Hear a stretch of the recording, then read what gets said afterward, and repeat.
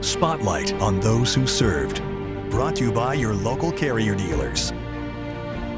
Germans captured him during World War II, forcing a Metro East native to do hard labor for 18 months. All the while, Vince Rolves didn't know if he would make it out alive. Rolves hails from the small town of Carlisle, Illinois, 50 miles east of St. Louis.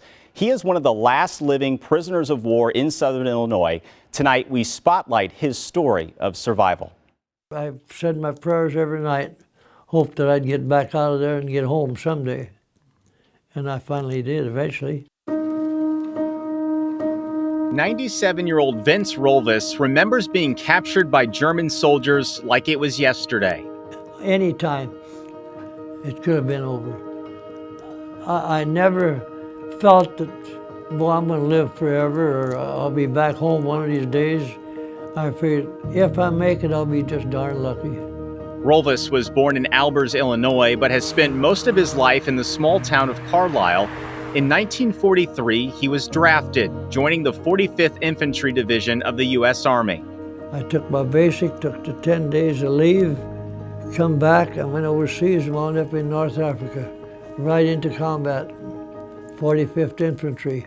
Just 6 months into his deployment, he ended up on the front lines in Italy. It was there when his life would change forever.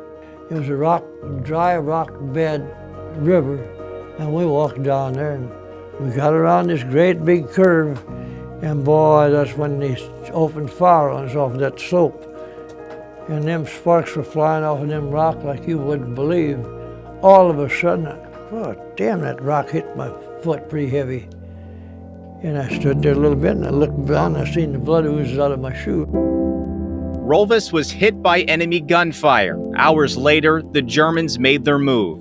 Just about dark, here come one of the Germans off the hill. Had a little burp gun they call it. Oh, I bet the darn thing wasn't that big. And he could speak a little English. He come right down to me when I was leaning on that damn gun barrel. Used it for a crutch because my foot was bad. Pointed right at me, he said, in English, he said, "For you, the war is finished." He says 6 to 8 of his fellow soldiers were also captured and taken to a prison camp. For 18 months, they endured hard labor and unimaginable conditions like sleeping on straw. Oh man, that was a mess.